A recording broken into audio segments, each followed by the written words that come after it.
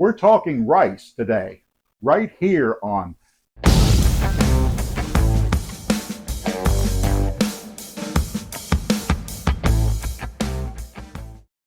Now, if you're like me, you either make rice in your Instant Pot or in a rice cooker, or maybe even on the stove top using the traditional 1-part rice to 2-part water method. But I'm going to show you something I just saw on the internet, and apparently it's been going on for a long time. I'm going to cook rice like pasta. So what we're going to do is, there you go, it's hot. Or right there's good for right now. We're going to add a pinch of salt. Are you looking at just the pot? No. Okay. In the pot. Okay. Zoom in, come in over a little bit on the pot. And now we're going to add 1 cup of rice, just like you would for pasta. And just stir it. And let that come back to a boil and just do it for about 15 minutes. So,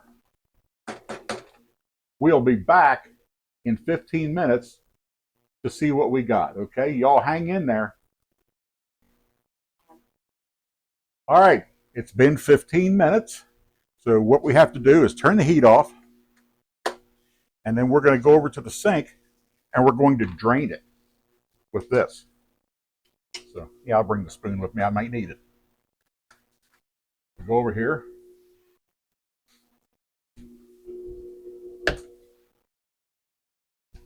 And let's drain it. Strain it. Definitely made more rice than what was I put in.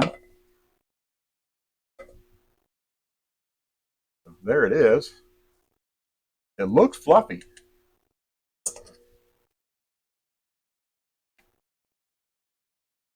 Looks fluffy and it goes everywhere. So let me just try it. Plain. Here we go. I know y'all love to watch me burn myself. You ready? Here we go.